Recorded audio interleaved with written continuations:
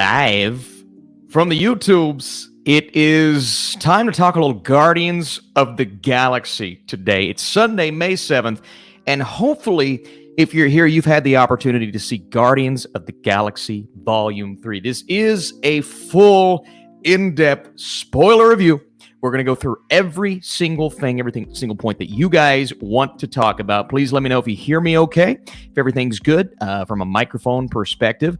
And we're going to get right into it, man. We've already got a super chat. We've already got questions. You guys are already rocking and rolling, and I'm feeling good. I've got the Guardian shirt on. I've already had the chance to see it, obviously, with the press screening and then once again. So I'm ready. I'm ready to talk Guardians of the Galaxy, but I can't do this without you guys, and I want to say thank you to you guys, everybody who's here.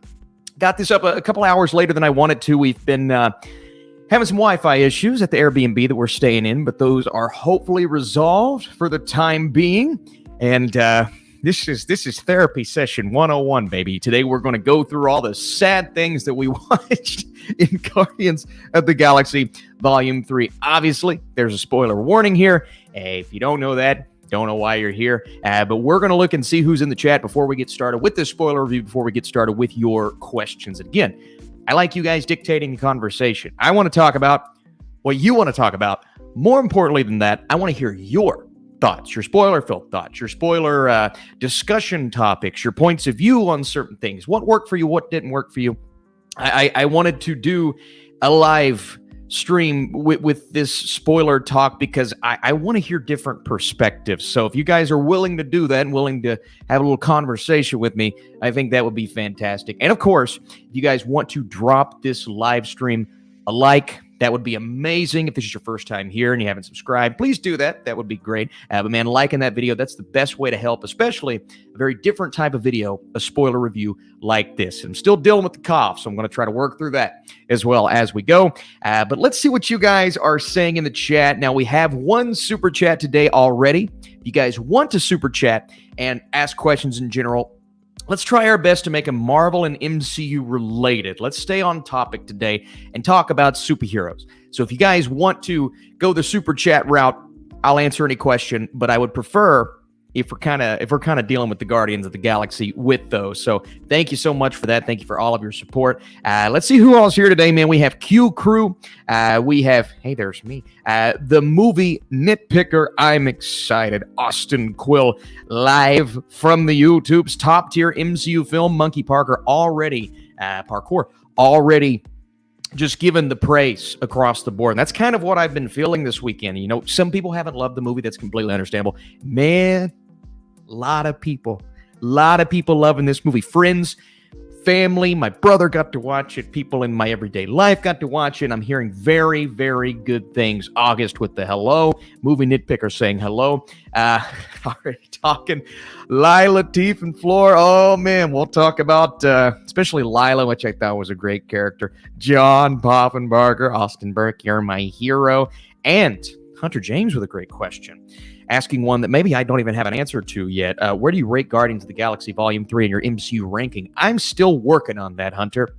I was going to put my full, and I was just going to focus on the movies this time because I've been doing, the tier lists and movies and TV shows. I'm going to do a ranking probably tomorrow, and I'm only going to talk about the movies, and I'm still working on where I'm putting Guardians Volume 3 because I'll tell you what, I watched it again, and I loved it just as much, but it kind of hit me even more so than it did the first time. It was pretty incredible.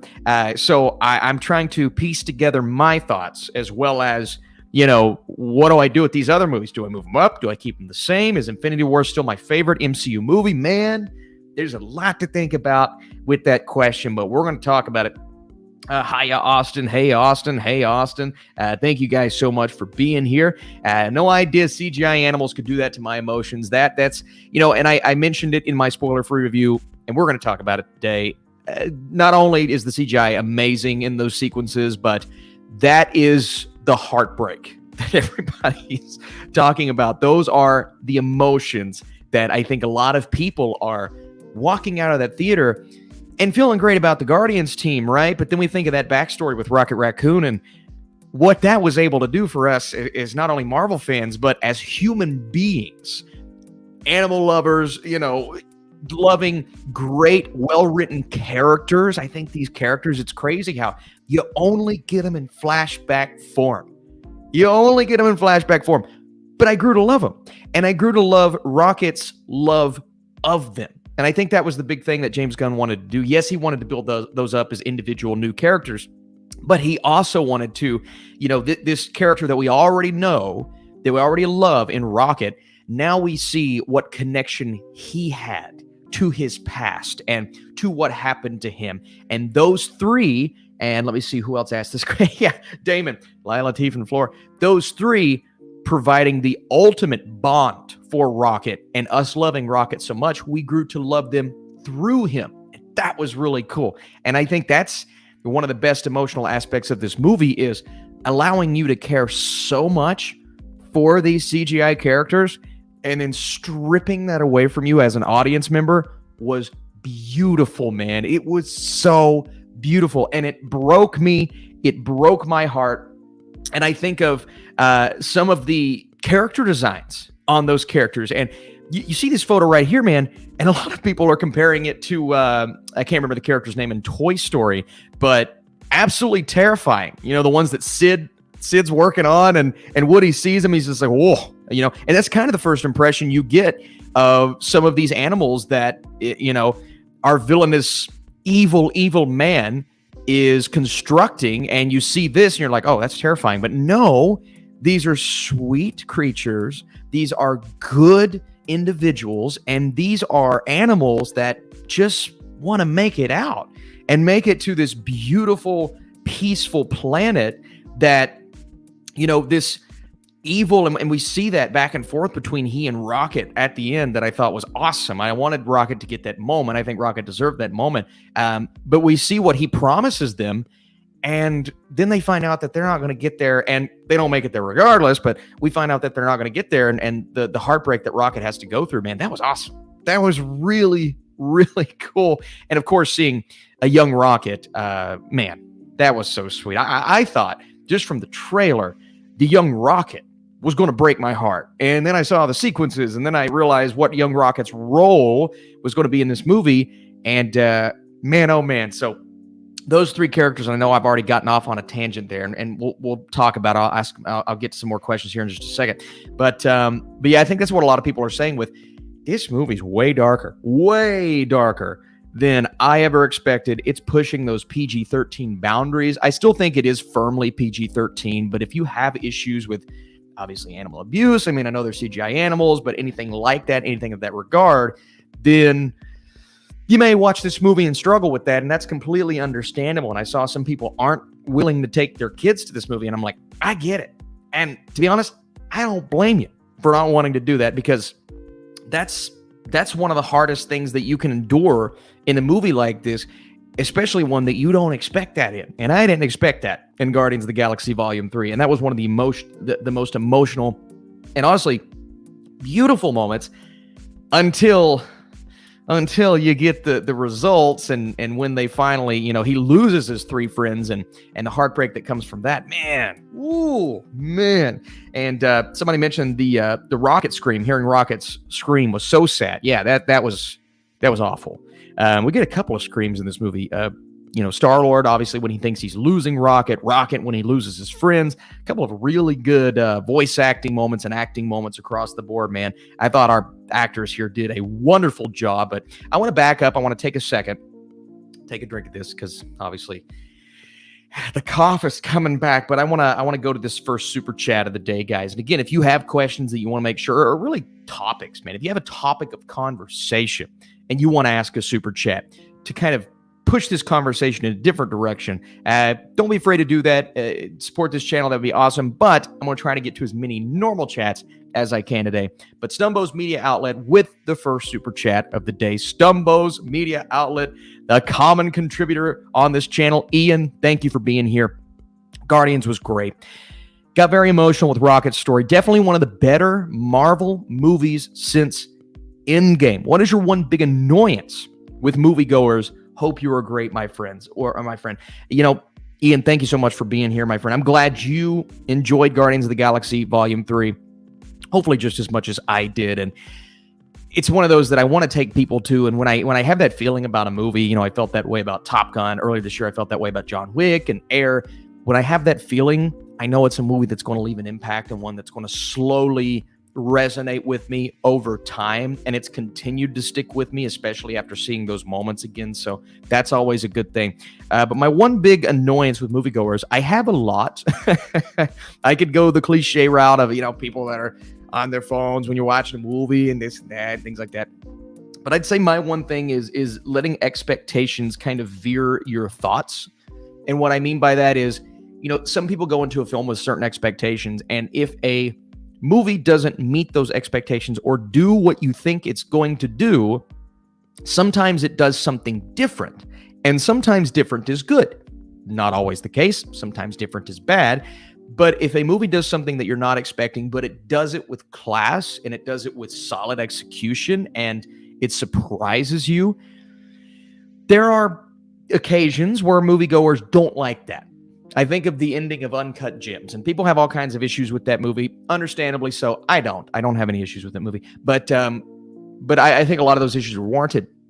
But one that I heard a lot of was, the ending was so surprising and I didn't like it because that shouldn't have happened.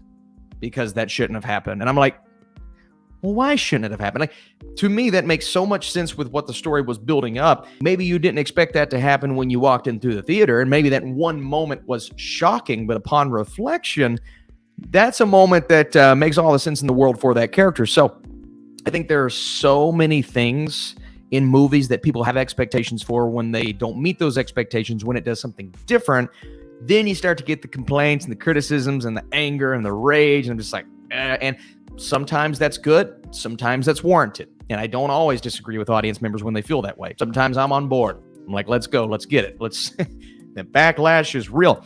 But there are other times in other movies where I'm just like, give the movie a chance. Let the movie surprise you. Let the movie shock you. A shocking ending for me is always something that I'm open to, whether that shocking ending is executed right or not. So I hope that answered your question, Ian. That's probably my biggest annoyance right now with moviegoers, but opinions are opinions. Not everyone's going to agree. A lot of people are going to disagree. Thankfully, kind of swerving it back to Guardians of the Galaxy, a lot of people agree that Guardians of the Galaxy is of high quality. Maybe not the highest quality in the MCU. Some people feel that way. That's awesome. But higher quality than what we've been getting as of late. And that's good, man. That's really good. Now, don't want to forget about Wakanda Forever. I thought that was high quality. But this one right here, this has resonated with me in a different way because of some of those shocking and darker elements. And I think this is a time when the moviegoers are responding to the unexpected moments in Guardians of the Galaxy 3. And then, of course, the fact that a lot of people thought these characters were going to die, myself included, if you saw my video, and James Gunn didn't do that. So in that way, he kind of swerved our expectations and said, well, you think we're going to kill off Rocket Raccoon? We're not going to do that. And I'm like, whoa, okay, you caught me off guard there. Maybe I could have, I kind of wish they would have taken one more risk, one character death. That moment at the end when Peter Quill, he's almost about to die. And part of me thought he was going to die in that moment, but then another part of me is like, well, Adam Warlock's there. And of course, Adam Warlock comes in and saves him. And I thought that moment it was a little quick for me, that one moment, because it's kind of like, boom, boom, boom. Adam Warlock's there. That's his role. That's his purpose in that moment. That's okay. I'm okay with that. But it did move quick to where the emotions couldn't quite flow through me like I needed them to. But I appreciate the fact that he didn't do it. And again, trying to swerve those expectations, trying to say, hey, you think we're going to kill Rocket in this movie? We're not going to do it.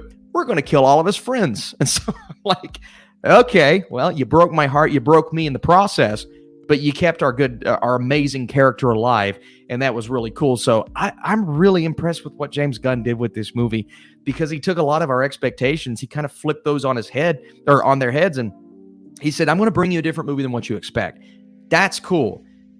How often do we get that in superhero movies right now? You rarely get a superhero movie or a villainous story or something along those lines that can take expectations and just turn them in a way that kind of catches you off guard at first, like it kind of did me with Guardians Volume 3, but after watching it again and kind of cementing like, oh, he did this so purposefully and set these things up in the beginning to carry them out in the end. That's really cool. I know Ian, I'm talking about your question for forever, but that's really cool. And I respect that. I appreciate that. That's why I have all of the faith in the world that James Gunn is going to deliver with these DC movies. Maybe not all of them, but at least Superman, which I'm thoroughly excited for. Let's get to some of the things that you guys have to say. I want to see what you guys have to say in the comments right now. We have some more super chats. We're going to get to those, make those a priority for sure. Michael, thanks for being here. Saw it for a second time today with my parents. I can't wait to see it with my parents. I hope to see it with them for their first time, but I know they want to see it soon, so maybe I won't get that opportunity. Good vibes only. I love that name. I feel like this movie was dark for sure, but I think that the darkness made the victories, I love this, even more impactful than they would have been otherwise. That's beautifully worded. I do. I agree. I think that the darkness made those moments where the emotions are swelling and the song, Dog Days playing at the end. I haven't stopped thinking about that moment, to be honest with you. That was awesome. But when that emotional, moment is swelling and everything's building at the end, you're like, the dark moments were worth it. The darker scenes, the more intense scenes were so worth it because now we have this. Now we have the payoff, and the payoff is great. So I love the way that you worded that. G. Kobe P. The best MCU trilogy, and this movie solidifies that Rocket is the best MCU character. I will not take any objections. That's a tough thing to say, G. Colby P, because there's so many great MCU characters. I love me some Captain America, obviously Iron Man, obviously some of these more impactful side characters, but I don't have a major objection to Rocket being the best MCU character. I don't know if I agree, but it's in the conversation. Rocket is a beautiful character, and Rocket's a character that carried on through the Avengers movies, and we don't often think about that, as well as that relationship with Nebula that I think built up even more so during Infinity War and Endgame. There's a great argument to be made that Rocket is the best MCU character, and I think that should be a conversation. I really do. Chris Pratt being in 2 movies that use use No Sleep in Brooklyn within a month is weird. You're right. Why? That's weird. Yeah, I didn't think about that. Also, Chris Pratt is having a year. A year. My God, Mario and now this. Come on. Chris Pratt is owning Hollywood, dominating, and you love to see it. Easy top 5. Now both Guardians 1 and 3 are in my top 5. Hopefully this shut the haters up for James Gunn's DCU as well. I hope so, Austin. I hope so. I had somebody on my TikTok yesterday. They said, I still hate James Gunn. And probably will continue to hate James Gunn. But they're like, but I really love this movie. So the James Gunn hate carries on in some people, but at least they're willing to kind of put that to the side for Guardians 3 and say, hey, the movie's great. Hate James Gunn, but I think this is great. So I've been a fan of everything James Gunn has done. I'm going all the way back to Scooby freaking Doo. I was a big Scooby-Doo fan. I thought the way he wrote those movies for me as a kid, as a child, those were very special. And obviously you watch them now and they're silly, they're satirical, but I think they're meant to feel that way. And James Gunn, I think he's a very good writer. Loved me some Suicide Squad. Loved me some Guardians. And Guardians Volume 3 is awesome. Peacemaker's awesome. What a great director, great writer. Nearly started bawling when Rocket opened the raccoon cage. Oh, what an emotional moment. What a tragic moment that nobody expected in this. I mean, you have the idea in the back of your mind, okay, we don't have these characters now, and these are obviously, this is Rocket's tragic backstory, so something bad's going to happen, but then you're also thinking, well, he's not going to kill these animals. he's not going to kill. He does. And it's tragic, and it's impactful, and it really hurts your soul when it happens, especially someone who, I have 2 dogs. I love animals. I really do. So seeing, all of the experiments and things that we see in this movie, and it was really heartbreaking. And that's something that a lot of people are going to take issue. I mean, the High Evolutionary, that character in general is dark in this movie. But again, I think it made the payoff, the emotional payoff with Rocket, I think it made that worth it. And that scene where he's dying, Rocket's dying, and they shock him back to life, and he's seeing Lila kind of come in and say, hey, come with us. Just kidding. It's not your time. And I'm like, beautiful. Beautiful. I can't believe James Gunn made us feel that way about CGI creatures. Can't believe it. It's awesome. And the Rocket scream. We find out what happened to Lila. Floor is my favorite flashback friend. Yes, Floor was great. I think all three are awesome. It's really hard to distinguish between the three, at least which one's my favorite, because they're all special in their own way.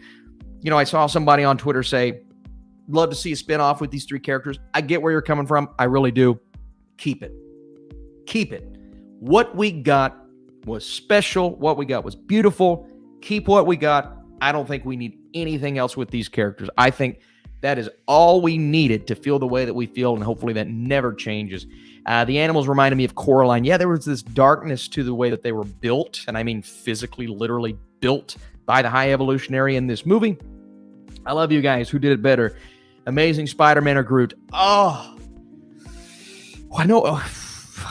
Nobody can really take away from that moment in Spider-Man No Way Home when he says, I love you guys. And they're all gathered around. They're getting ready to go fight those villains. But one thing I found really cool in this movie is that moment at the end where Groot says, I love you guys. And I think it's something that I picked up on fairly quickly when it happened, but I got some confirmation on Twitter, so that was great. That is basically the audience's perspective on, you know, our way of finally accepting the fact that we are with this family. We are Groot. There you go. He says in the first movie. But he actually said, I am Groot. But we are just now hearing for the first time, I love you guys. And this is the first time that we've been able to understand Groot. And it's probably the only time. You know, maybe if they do another movie, fine. That's okay. But I just love the fact that James Gunn held off on that. And he said, you all have grown with these characters. You've grown to really become part of Groot's family, talking about the audience and talking about the viewers. And now we can finally understand Groot. Oh, that's great. That's great. And so that one line at the end, there's so much to that because now we can understand Groot. And, you know, of course, Groot never talked again after that. But I thought it was just a beautiful final touch on, you know, kind of what, and somebody says, Hato says, I love you guys by Groot at the end was cringe, only because I could clearly hear Vin Diesel's voice. Yeah, that didn't bother me. That didn't bother me, Hato. And nice to see you, by the way. That didn't bother me because I think it was a nice little touch of, hey, you've been with him long enough. Let's start to pick up on what he's saying. So I think that's great. I think that's a cool touch. Yeah, it kind of sounds like Vin Diesel, but that didn't bother me. That didn't bother me. Let's see here. And speaking of Hato, I believe, Hato, you are the next super chat, so let's go ahead and get you there. Love the MCU, and I think Guardians of the Galaxy 3 is awesome, but this movie was such a not fun watch and so sad.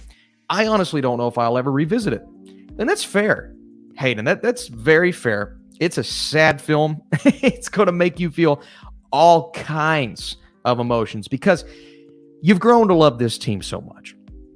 And to see what they have to go through here, and especially, you know, seeing what the High Evolutionary does with the animals and the experiments and Rocket's tragic backstory and the really sad moments with the kids and seeing Star-Lord get beat up, Drax get beat up. And it's not pleasant per se, but I think it builds it up so well. You still get the humor. You still get the payoff. You still get the moments at the end that make it all worth it.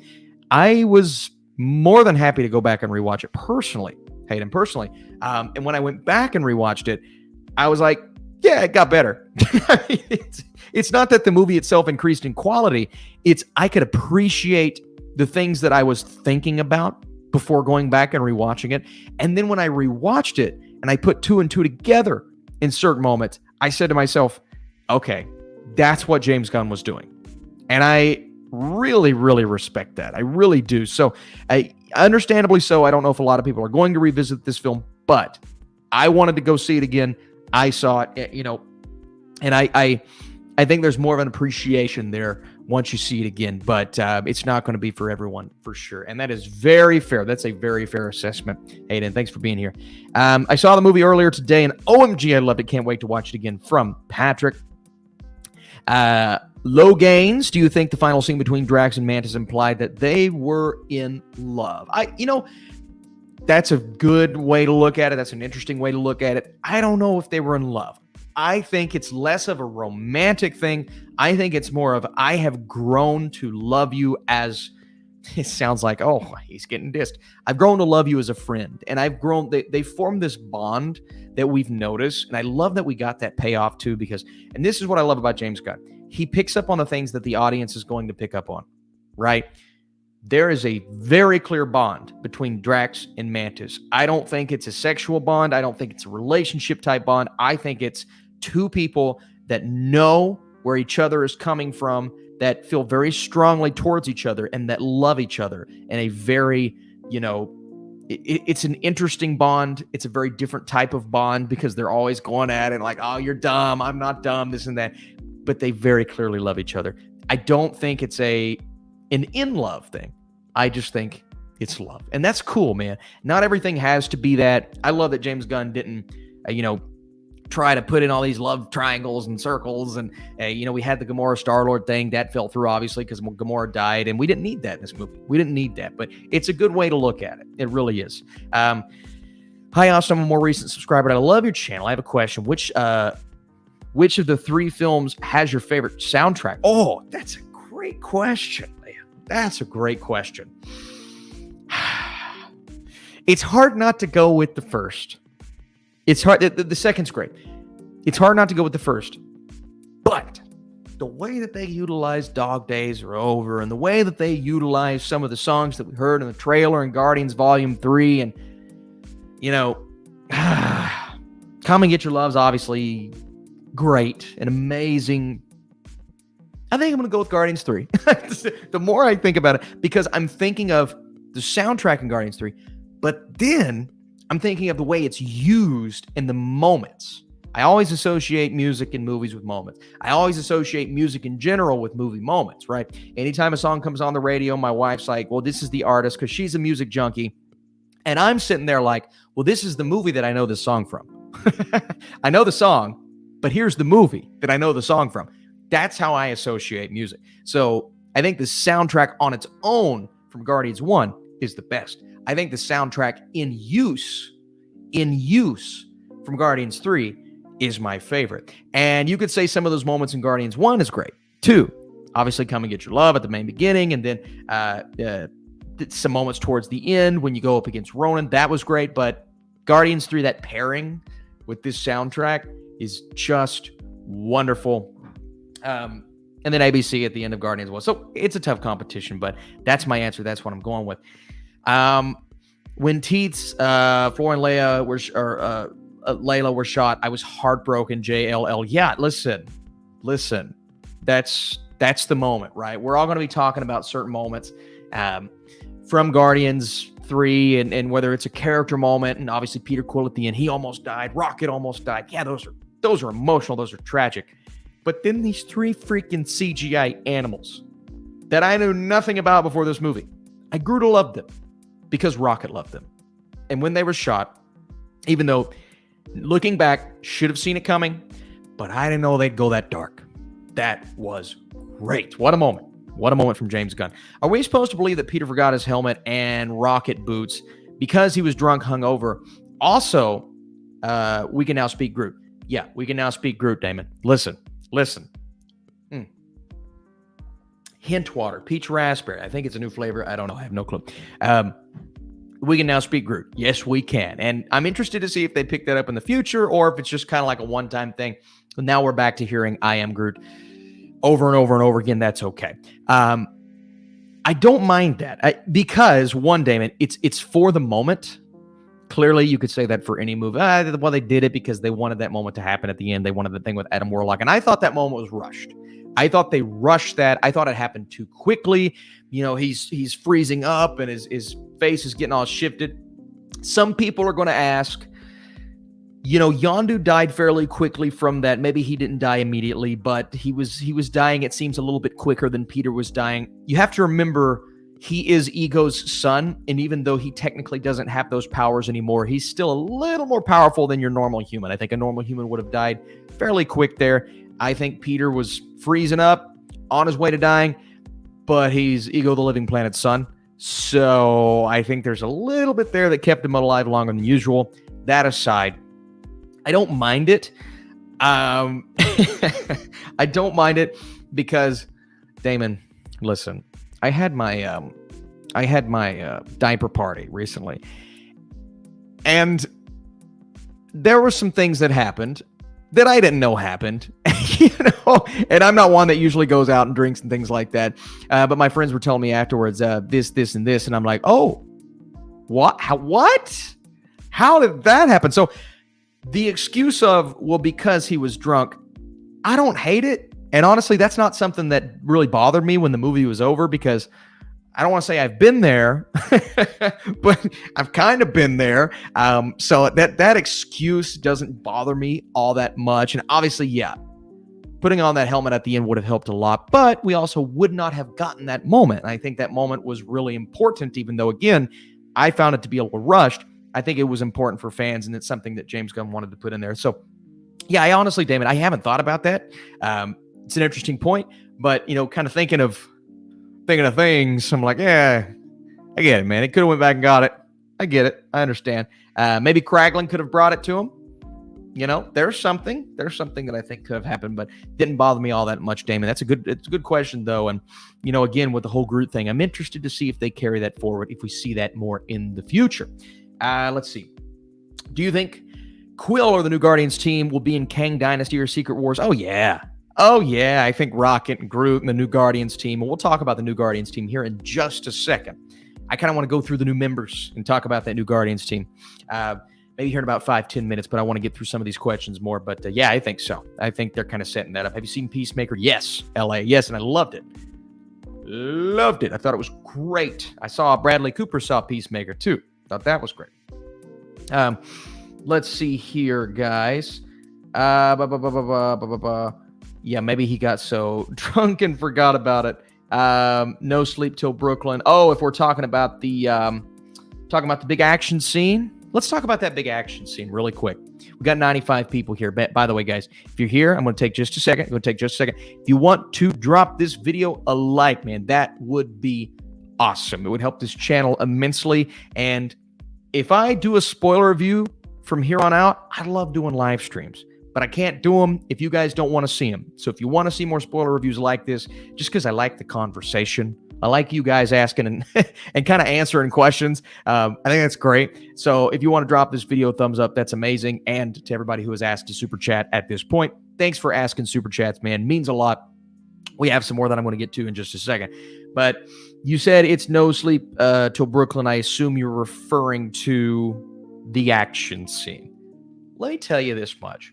And I don't even know if I have a picture of it here. Maybe I'll be able to find one.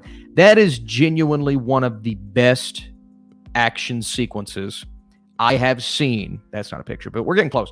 I have seen in a Marvel movie, in a Guardians movie, in a superhero movie, in a long time. I want to do a ranking. I want to rank my favorite action sequences in the MCU. And I'll tell you right now, that action sequence, that big, with the camera movements and these crazy looking CGI hybrid animals that looked phenomenal and looked so realistic, and the CGI and the visuals in this movie, it was one of my main praises in my review. It looks just spectacular, man. It really does. My God, the execution on that scene was so cool. The way that James Gunn handled that moment was truly spectacular. And man, I thoroughly enjoyed it. And, you get some action sequences all throughout this movie that I think work extremely well. But that one in particular, I think, is going to resonate with a lot of people because just the way, and then, I look at this moment right here, and this is kind of what I was looking for here. The suit colors, the music in the background, the CGI, the special effects on the planet itself, how it's moving and breathing. That was another sequence that really resonated with me because the detail that James Gunn puts in these sequences, man, it's like, yeah, I want to bring you something really cool and visually spectacular. I want the audience to look at it and say, yeah, I've never seen anything like that in a superhero movie. But he goes a step further and he puts in so much care for these moments, it allows us to kind of resonate with them even freaking more. And I love that. I really love that. And so this is a moment right here that was amazing. And then, of course, the No Sleep Till Brooklyn scene that happens right after this moment when you see the whole team and Rocket's like, screw it, let's do it. Who cares? Rocket's just like, I don't even care. Let's just do it. We're gonna take them on. I'm not running. I think that's what he says. Actually, he says I'm not running, and it was amazing. It really was. Taking a drink of my hint water here. Almost started fully breaking down and crying when Yondu showed up for 5 seconds to help motivate Kraglin. And that is a moment that not a lot of people are talking about. Obviously, it's a spoiler. But that's a moment that I think means so much to a character like Kraglin because, and here's the moment right here, Kraglin is somebody who maybe hasn't gotten the full focus of some of the other members of the Guardians, but he's a character that I really like. And in Guardians of the Galaxy Volume 2, we saw that the mantle was kind of passed down to him. And I didn't know if that was going to be an underlying theme or a story that was going to be picked up in this movie. I didn't know if they were going to kind of focus on that. And they don't focus on it, but it's happening in the background. And we'll go back to it every now and then. And then when we go back to Kraglin and Cosmo at the end and the whole good dog thing, that was great. But then when Kraglin finally has a breakthrough, that was so nice. It was so nice to see for his character because of the care that he had for Yondu. And then Yondu's little look that he gives to him, man, that was great. That was really great. So nice. I'm glad you brought that up because that's something, honestly, that's something that I would not have thought about. Let's see. Loved it. It's my favorite Guardians of the Galaxy film. I do not blame you at all. Let's see here. Dave Bautista, Doom 2 and Guardians 3. Vin Diesel, Guardians 3 and Fast 10. Chris Pratt, Super Mario and Guardians 3. These guys are having years. They're having years. My goodness. Yeah, that's incredible. That's really... Dave Bautista, especially. Dune 2. I have a good feeling that Dune 2 is going to be great.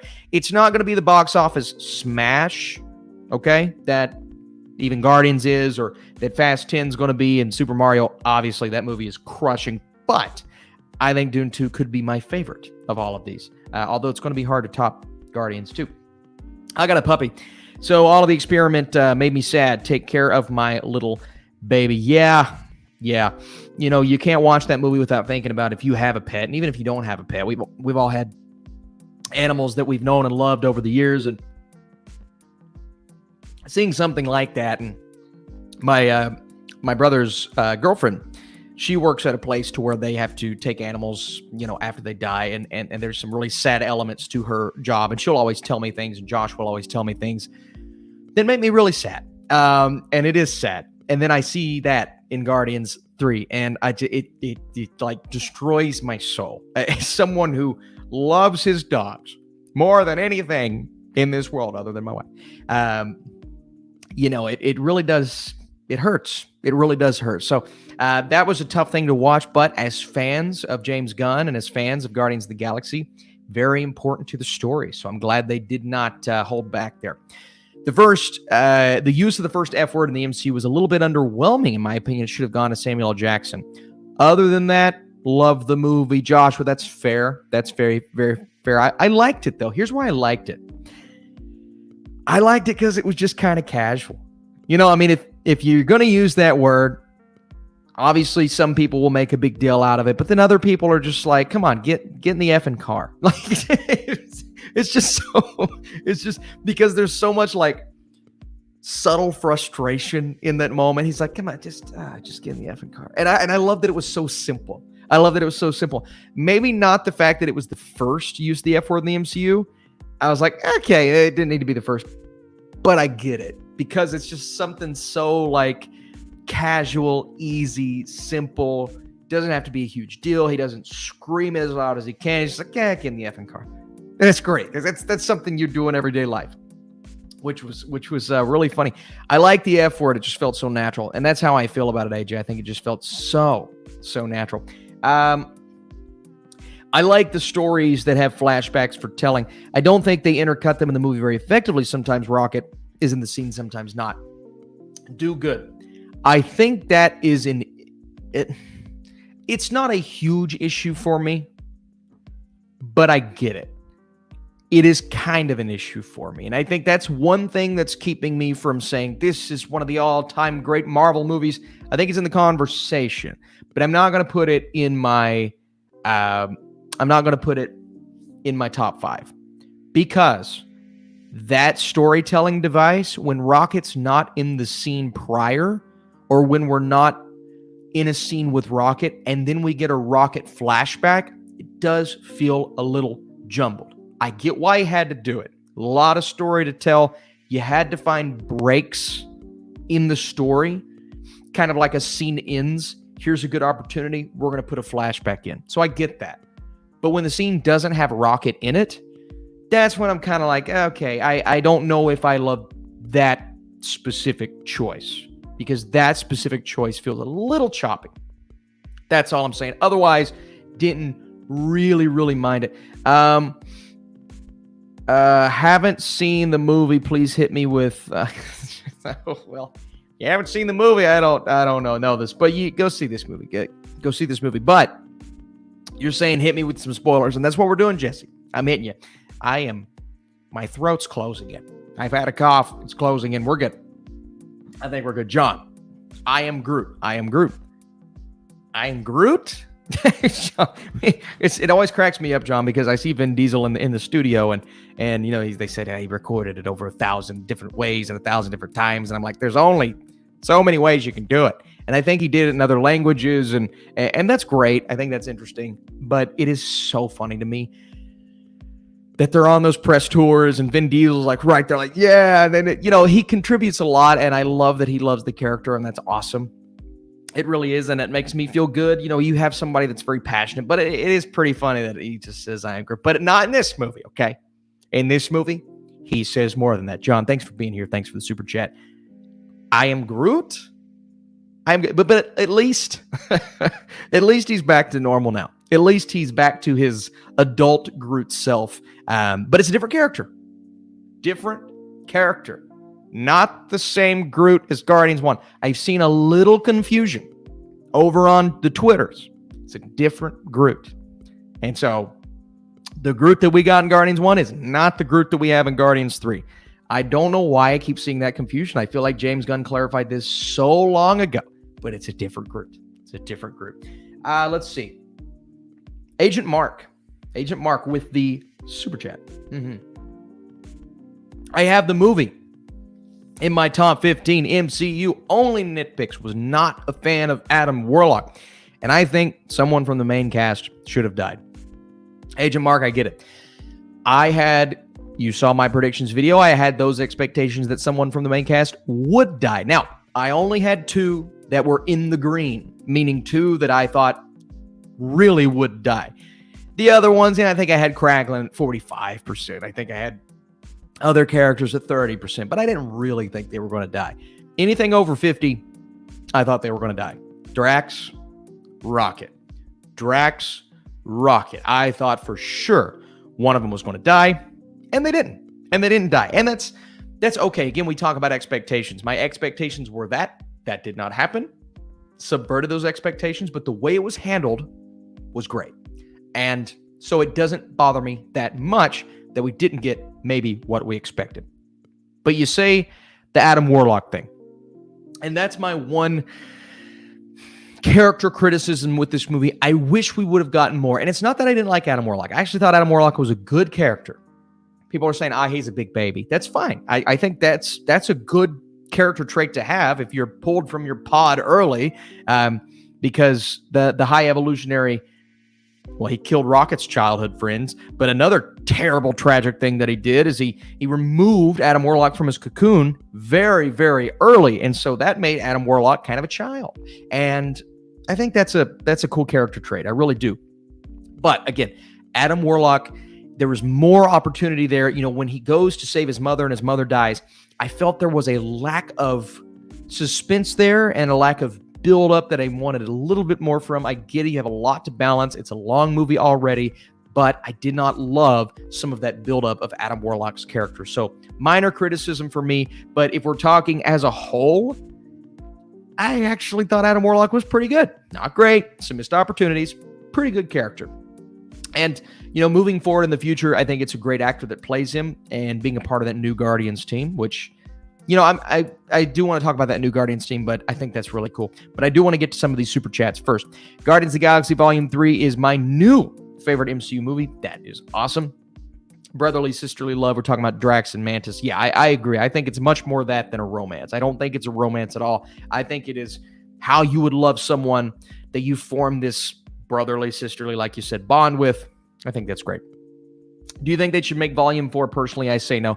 I don't think they should make a Volume 4. I think they should make another Guardians with this new team, but it's not a Volume 4. It's just a new iteration, but maybe wait a little bit on that because this is fresh. You know, they waited a while after Guardians 2, but we got them in Infinity War and Endgame. Let's allow this to sit, resonate, get a new director. I think Matthew Vaughn's a great name to maybe look at, or somebody with a stylistic personality, but I don't want it to be a Volume 4 because this team is no longer as we knew. This is a different team. This is a brand new team. But it's a good thing to think about. And also, guys, I think we're at 60 likes right now. Thank you so much for that. That's awesome. If we could get this stream at least to 80 likes by the time we're done, or by the time it comes out, processes, goes on YouTube, that would be amazing. I do want to continue these. You know, I think for a movie like Fast and Furious 10, I think a spoiler review would be fun. Across the Spider-Verse, so if you want to see that, I think that's the one that I'm aiming for. If you want to do a full Across the Spider-Verse live stream, oh my God, I think that would be amazing. So if you guys want to like this stream, man, that would be awesome. But again, thanks for the chats. Thanks for the super chats. Thanks for asking questions. I think it's been a great stream so far. I really do. Even though my voice is slowly, well, it's leaving my body. I think Drax is protective of her because he lost his daughter. Yeah, that's a good way to look at it. Drax is a very protective character, and it's not Drax the Destroyer. It's Drax the daddy. No, it's Drax. He's a father figure now, and he's always been a fatherly figure to the team because he had the wife and he had the child and this and that. But when he started to communicate with those kids in the movie, I'm like, that's great. That's a great character trait. That's really cool. And then he kind of adopts this daughter, and I think the daughter's name is Phyla. I think the daughter's name is Phyla, based on a very cool comic book character. And she's actually a part of the new team that we see at the end. But that's kind of his new adoptive daughter. And that's really cool. And if we see Drax down the line, and I don't think it's going to be for a while because Dave Bautista, I think he's going to focus on other things. But if we see him down the line, I would like to see him in that fatherly figure role with Phyla, who is kind of his new adoptive daughter. That's awesome. I think that's an awesome place to be with Drax as a character. John says Volume 1 for sure, but Creep was awesome. An awesome song to start Volume 3. Yeah, right? Oh, you're right. Yeah, Creep, man. I didn't even think about that being kind of the introduction of Volume 3. That's a good song, man. It's a good song. G. Colby P.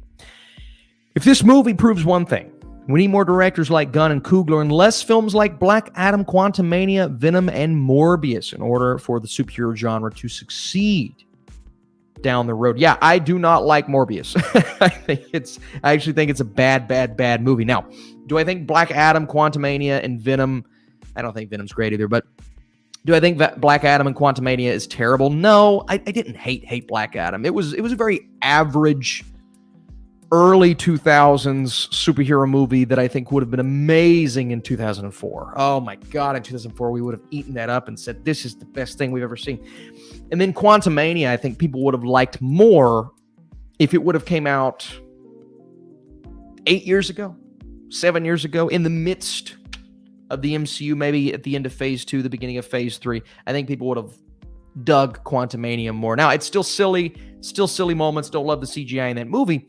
But yeah, Quantumania is one of those films that I didn't hate.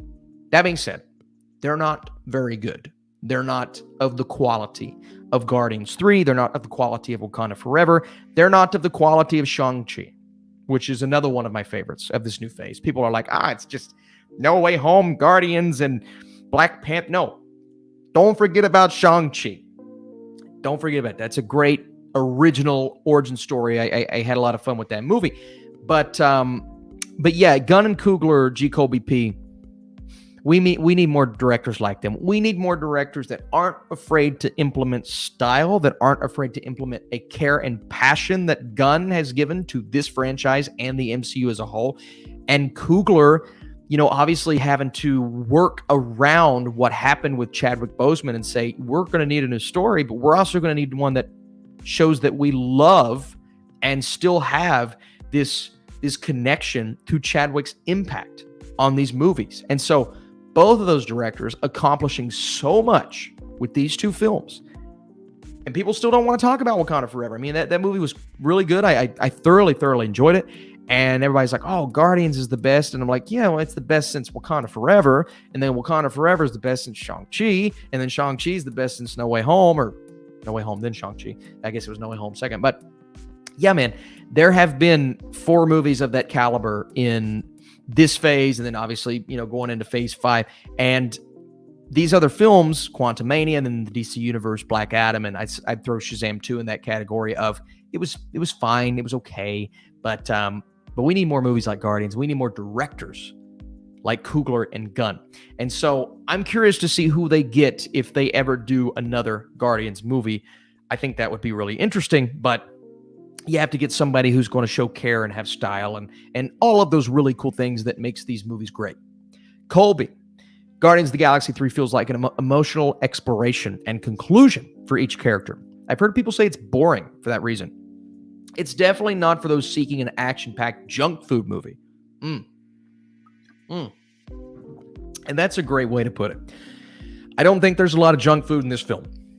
I think there's a lot of important character-building moments. I think there are a lot of great character moments in general, a lot of great interactions, and humor implemented, right? If this was just like a boring character build-up, and we got relationships, and we're trying to figure out, if it was just that, I would get the complaints. But it's not just that. Like you said, Colby, there's a lot here for each character, for each moment, for each scene. So I'm really happy that there's a lot of love that goes into a movie like this. I really am. What do you think about comic book movie fatigue?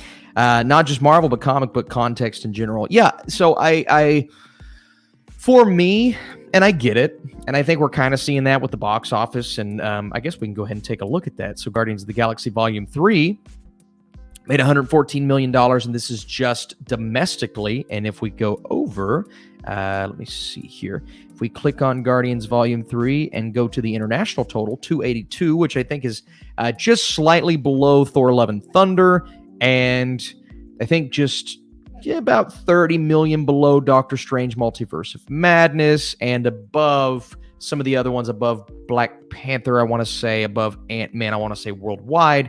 The domestic total is less than Guardians. I believe Guardians Volume 2 made 140, and this is 114. So I think it is very obvious that there is a comic book movie fatigue. But for me, Enchanted Rose, the way that I would classify this is it's bad comic book movie fatigue. So I just want, and I don't even think, again, I don't think Ant-Man and Quantumania is terrible. I don't think Black Adam's terrible. I just think they're fine. Like, people want quality. People want to walk out of a movie and say, wow, what an experience that was.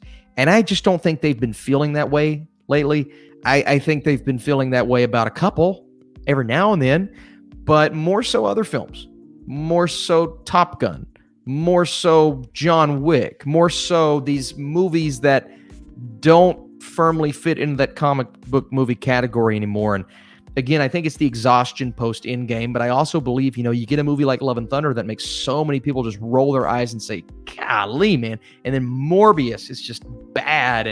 And some of these other films that come out, it's just like, why is this a big deal in general? Because the quality is just not there like it used to be. And so I think there is a fatigue, and I completely understand why. But I want quality movies, man. I want really great quality movies. Hato the Babe, got to head out. See you later. Thanks for, or have a good stream. Hato, thanks for being here. Thanks for asking questions. Thanks for leaving your honest thoughts. That means a lot.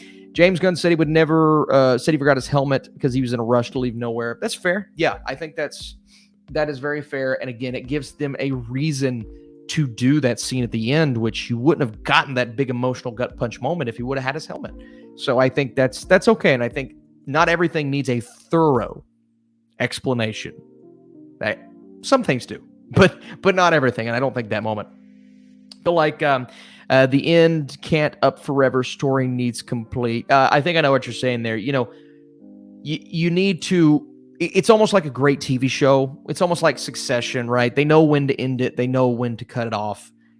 Stranger Things, I know they're ending soon. It's like you have to know when to stop. And they will have another Guardians down the line.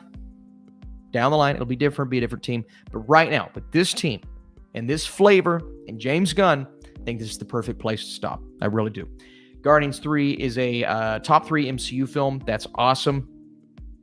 It makes sense that someone forgets things when they're in a rush for leaving. Yeah, I agree. I forget things all the time. I forgot my wallet the other day and I drove. Don't tell the authorities. G. Colby P. Also, the Beastie Boys connection doesn't stop with Chris Pratt, Zoe Saldana too, since Beastie Boys, Star Trek. That's so funny. That's so funny. I remember that Star Trek Beyond trailer coming out and hearing Sabotage, and I'm just like, oh, that's this is weird. I don't know if this goes together. And I think Beyond came out like right when the Guardians hype was still kind of high, and we were in the midst of getting that Guardians 2 or whatever it was. But I remember hearing Sabotage, and I'm like, that's weird, but that's cool. And Star Trek Beyond kind of had that Guardians flavor to it, to be honest with you. So, that's a great point. I forgot the Beastie Boys connection because Zoe Saldana is great, and I love the Star Trek movies in general. I don't know if I've ever mentioned that, but the first J.J. Abrams Star Trek is great. I mean, great. It's one of my favorite science fiction movies. I think the sequel's good. I really do. I enjoyed the sequel. I think that gets a lot of unnecessary hate. It's got some issues, but and then Star Trek Beyond was fun. So I think those are 3 great movies. And then they tried to switch it up by throwing the Beastie Boys in that trailer, which threw me off a little bit. But it was cool. It added a little extra flavor in that Zoe Saldana connection. So G. Colby P. That's great. I'm glad you brought that up. I really am. Will we ever see Drax again? I think we will. I think it'll be a while. Dave Bautista needs to do different things for sure. I think he's had some Drax fatigue, but what they did with his character here was great, and I hope he sees that. Would you say Guardians of the Galaxy Volume 3 is the best MCU movie out of the ones that came after No Way Home? Yes. No Way Home, yes. I would say it's the best post No Way Home. I would still have No Way Home higher, but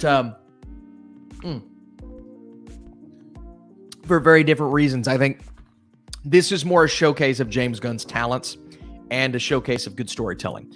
No Way Home I liked for drastically different reasons because of the nostalgia, obviously, but bringing in all the characters that we love, Peter Parker growing as a character and turning into the Peter Parker that we know and love from the comics. A lot of things in that movie that I think are great. But Guardians 3 is the best MCU movie post No Way Home. It might be the best MCU project post No Way Home. This and Loki, to me, are like on this. Like, I loved Loki on TV. I thought it was amazing. This is like slightly below Loki. I still think I enjoyed Loki just a little bit more, but I think this is like on that quality level for sure. What project do you think Quill will appear in before Kang Dynasty and Secret Wars? Maybe the Marvels or Thor 5 if it happens. I could see him in Thor 5. But I could also see him popping up in like a TV show of some sorts or something that's in the space realm. I think the Marvels makes sense, but I don't think it will be the Marvels. I think that's a little too soon. I think we'll see him down the line. We got a tease with a character, Thanos' brother, at the end of Eternals, and I think that could be a space that we see Peter Quill in. Not Eternals 2, but that character played by Yano, who plays that character. But that character, I think, could be really interesting. Maybe Star-Lord there, because I see Star-Lord. I don't see him staying on Earth. I see him going back to space and maybe doing a little Harry Styles meetup. I don't know. I think that would be interesting. Let's see. Love the brutality of the first fight with Adam Warlock. Yeah, that was pretty good. It's one of the things I forgot. Didn't forget about the movie, but I went back and watched it. I'm like, oh, I get it. I understand why they did it this way and started out like on this brutal note, because the first time you watch the movie, you don't know the movie is going to be that brutal. And then the second time I watch it, I'm like, this is a brutal opening fight scene because this movie is kind of brutal. And it's kind of like he puts Rocket, basically like Rocket's kind of in a coma and Rocket can't breathe. And that's how Rocket is for most of the movie. It's like, that's dark, man. That's really dark. So that, what Adam Warlock did at the beginning was. Let's see. Y'all must never watch Blade. It's the first MCU film. It's not the first MCU film. It's one of the first Marvel films, but it's not technically in the MCU. The first MCU film was Iron Man, but Blade's a Marvel film, so you're close. How do we feel about Rocket finally realizing he's a raccoon? Great. You think back of that moment in Guardians 2 when he's, they're making fun of him, or really Guardians 1 as well, where they're making fun of him and he's like, I'm not a rat, I'm not a rodent, I'm not a raccoon, I am Rocket. And now he's like, no, I embrace who I am. And I thought that was great, man. That nice little realization for the character. And Eddie, character development. Yeah, character development. That's great character development. It really is. Movie nitpicker, I didn't like Adam Warlock. Fair. That's fair. TJT reviews. I wish we got to see the original Groot when Rocket almost went to heaven. Ooh, man. That's great. That is really, really great. Yeah, I mean look, I understand why they didn't do it. And so I'm glad they didn't do that, TJT. I'll just tell you off the bat. I'm glad they didn't do that because the story that we were telling was about those three. And part of me thought that when he escaped, we would see Groot and him meet up for that first time. That would have been awesome, right? But, and maybe we'll still get that in a Rocket and Groot TV show, kind of a, Rocket and Groot meeting up for the first time. I feel like we could see that, right? Don't bring back the dead characters. Just do those two because I thought they were handled perfectly. The friends were handled perfectly. I don't want to see no more of the friends because it was beautiful from start to finish, and that's all I needed. But I see why you would want Groot in that moment because that's a very impactful character that has died and that meant a lot to him. And I could definitely see where you're coming from. I really do. For that moment, I don't know if it would have worked, but in general, yeah, that's a great TJT. That might be the best super chat of the day. That is awesome. That is awesome. I don't think the Gamora story was very satisfying. I get why, but she was like the third wheel. I didn't need a romance with Quill, but I didn't feel the love among her and members, like not in the ending hug. I don't think it was love at the end. I think it was more acceptance of how much these people love each other. So Gamora still really didn't want to be there because she's still 2014 Gamora and she's not been through all the things that the other Gamora went through. She's a different character. She is a drastically different character. If my 2014 Austin was here next to me, we would be two different people because I've learned so much since that point. And frankly, I couldn't grow a beard, so he'd look like a squirmy little kid. Anyway, but yeah, you've got a very different Gamora, and I don't know if James Gunn was trying to say, well, this Gamora loves this new team. No, I don't think he was trying to say that. I think it was that version of Gamora accepting that they love each other and accepting that Peter Quill is actually a good person.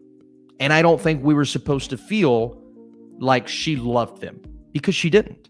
And I think they made that very clear. So I get what you're saying, Do-Good. She definitely didn't love him. But I don't know if we were supposed to think that she loved him, if that makes sense. So I understand why they did it the way that they did it. Let's see. I know Radiohead hates Creep. Let's see, click on this. But it's a perfect song for Guardians. Yeah, that was great. That was great. Yeah, I genuinely believe that is the perfect song for the beginning, for the intro of that movie. Chico BP said, I hated Black Adam. I get it. I understand. I didn't hate it, though. Jared, with a super chat, was just on the Disney Wish cruise ship, and there's an awesome MCU Marvel restaurant on board featuring Ant-Man. Ooh, that's good. Was that the one that I saw on TikTok, Jared? I saw one on TikTok. And yeah, maybe that's not it, because the one on TikTok, I saw Ant-Man was talking about something with the other Avengers. So maybe that was just a Marvel thing. But That is cool. I would love to see pictures, Jared. I don't know if you have me on Twitter or anything like that, but I've always wanted to go on a Disney cruise. I've always wanted to go on a cruise in general, but mostly because you get those sights and sounds and those things that you love, and obviously the Disney characters. But as a Marvel guy, being able to see something like that would be freaking sweet.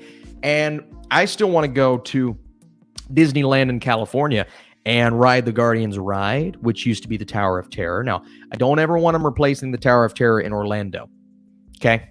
The Tower of Terror in Orlando, it stays the way it is. That's a phenomenal ride. You don't change that. But that Guardians ride, I want to go. I want to see it.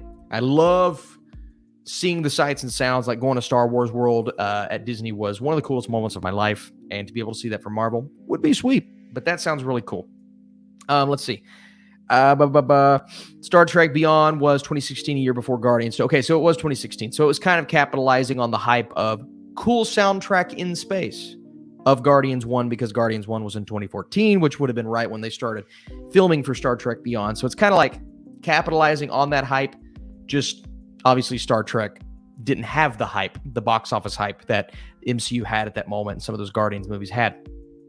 Counter Earth was crazy. Yeah, it was really cool. The High Evolutionary Statue of Liberty. Nice little details. Again, James Gunn and his attention to detail in this movie is really, really cool. And I think you can see it in that Counter Earth, those scenes, creepy. And then the special effects on some of those creatures, like the pig, the robotic pig, and the Warhawk, like that was creepy. And it looked real. And Groot looked real in this movie. I can't get over how good some of these special effects were, man. They were phenomenal. I mean, you got creepy looking characters and amazing looking creatures, and the High Evolutionary looked good, and amazing color correct. I mean, this is one of the best looking Marvel movies, in my opinion. One of the best looking Marvel movies ever. Let's see.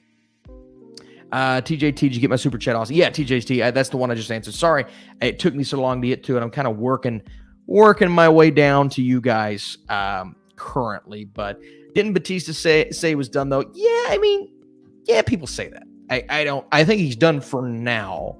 But Avengers Kang Dynasty comes out. They call Dave Batista and they're like, hey, listen, we we want to have Drax come in and do a little fight scene in Avengers Kang Dynasty. I don't see him saying no, to be honest with you. So I don't think I buy it, but I do buy him being done for now because I think he wants to explore other things. Who's your favorite Guardians member? Right now, at this point, I'd say Rocket. I'd say Rocket's my favorite, but I love Star-Lord, man. Big Star-Lord guy. Mantis has really grown on me. Nebula's really grown on me. Nebula may have one of the best MCU arcs. I'm not kidding, because I did not care about Nebula in the first Guardians. I thought Karen Gillan was fine in the role, but Avengers Infinity War, Endgame, a little bit of what she did in Guardians 2, that turnaround, and now Nebula and that relationship with Rocket when she's celebrating at the end, man, that was great. What a great character. Austin says, movie slaps. I agree. Can we agree that the hallway fight is the best fight scene in the movie and one of the best in the MCU? Yes, we can. Yes, we can. I completely agree with that. By the way, guys, if you have a super chat for me, be sure to get those in. We're going to wrap up here in just a second.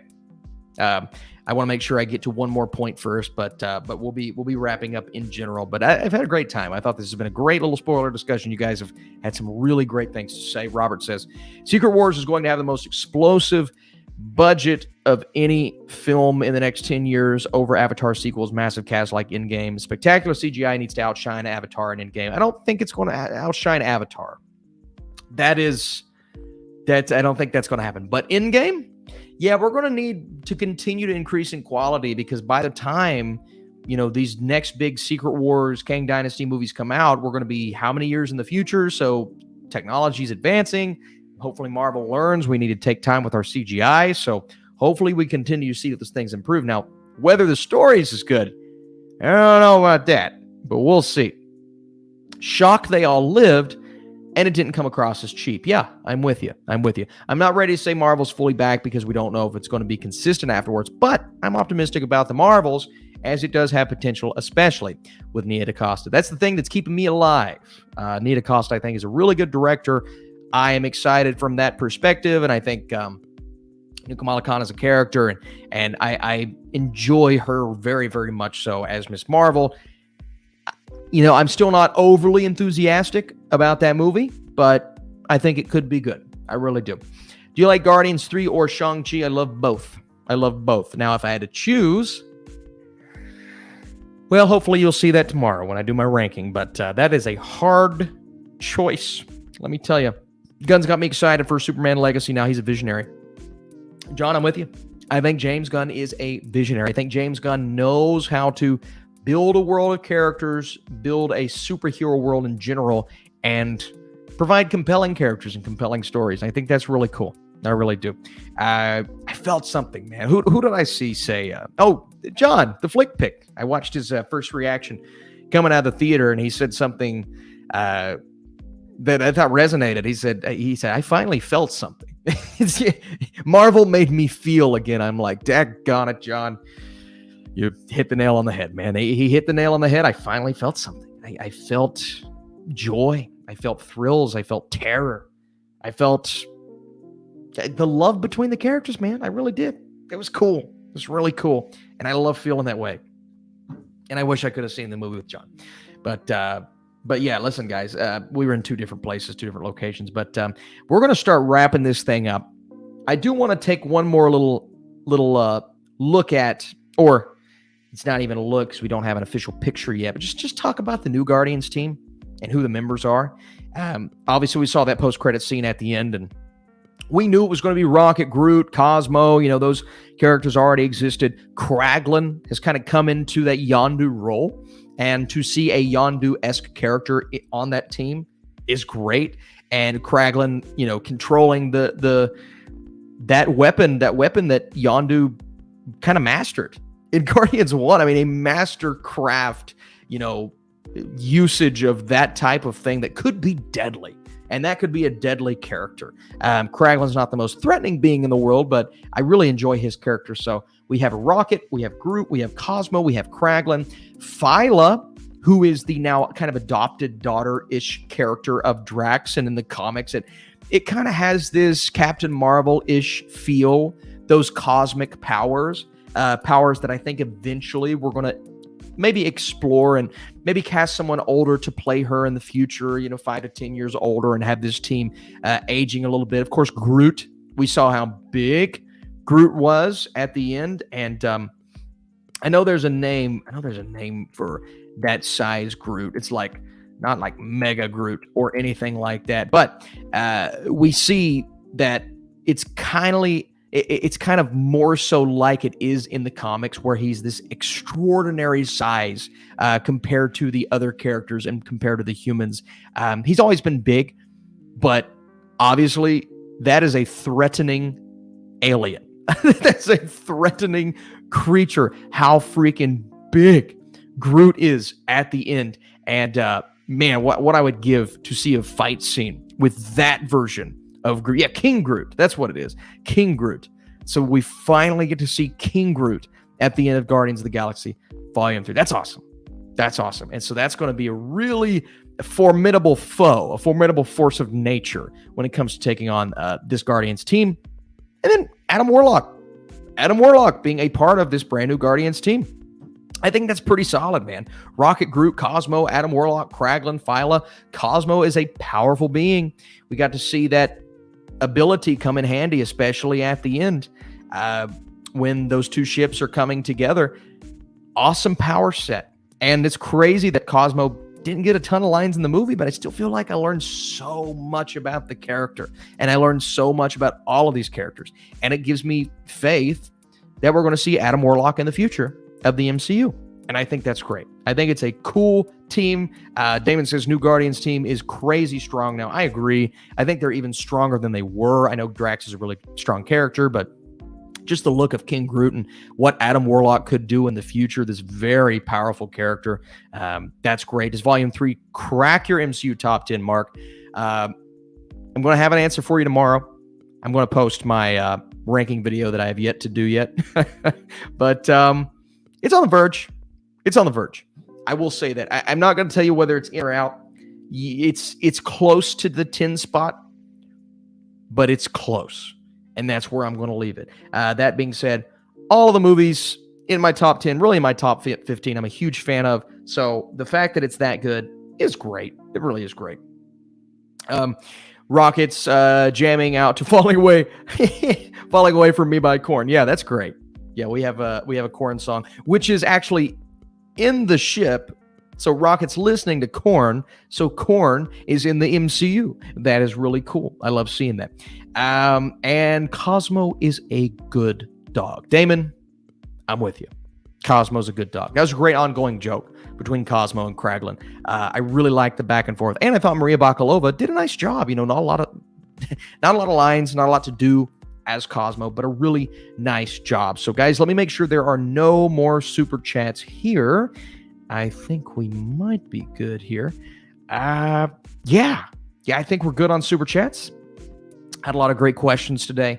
A lot of back and forth. Good conversation, man. That's why I like doing these spoiler reviews live, because we can do this. Now, there are going to be times when I do spoiler reviews as a video because I know maybe I'm busy that weekend. So if you ever see one that's not live, it's not because I don't like you guys. It's just because, sometimes I get busy and I can pre-plan it. I can pre-record it. But I like doing these live because it allows us to have a little bit of a back and forth, which I think is great. If you guys are here and you asked a super chat, thank you.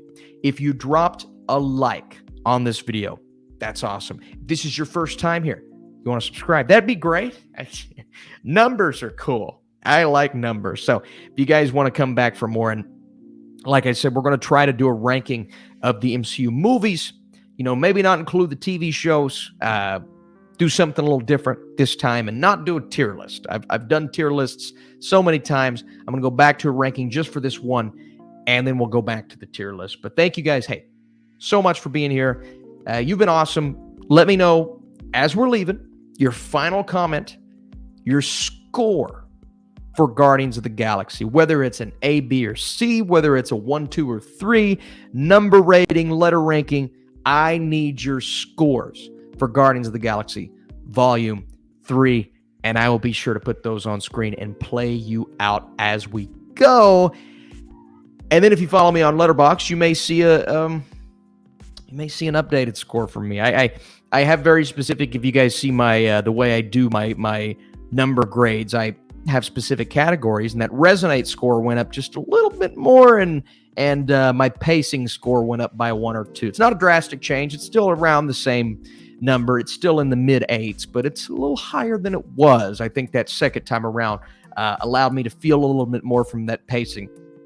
And it's going to be hard for this to get knocked out of my top 10 of the year, to be honest with you, because it's in that, higher echelon of 8s. It's going to end up rounding up to a 9. I don't think I can quite get it to a 9, but it's going to end up rounding up to a 9 for me. So hopefully by the time we get to the end of the year, it's still right on that edge of my my top 10 of the year. And I feel good about that. And I think the fact that we got a movie like that this year is awesome, from the MCU, from James Gunn, and it gives me faith for the future of the DC universe. James Gunn's leaving the Marvel universe, but at least this is a good increase in quality for Marvel compared to some of the last few outings that we've gotten. All right, guys, I'm going to play your scores on screen. Thanks so much for being here. Thanks for being awesome. And thanks for asking some amazing questions, dropping those likes, all of those beautiful things. I see we're up to 85 likes, 15 away from 100. Can we get there? Probably not. But if we can get to 100, that's amazing. But thank you guys again. And I'm going to go ahead and leave your scores down below. I'll see you soon.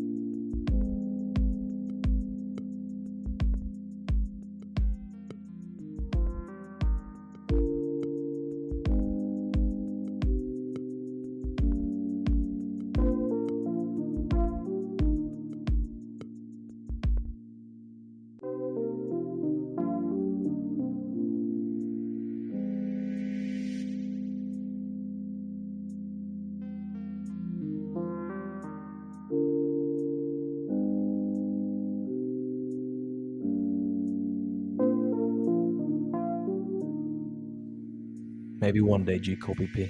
Maybe one day I'll work on my singing voice. It's my guape. I'll sing one day. It'll be good.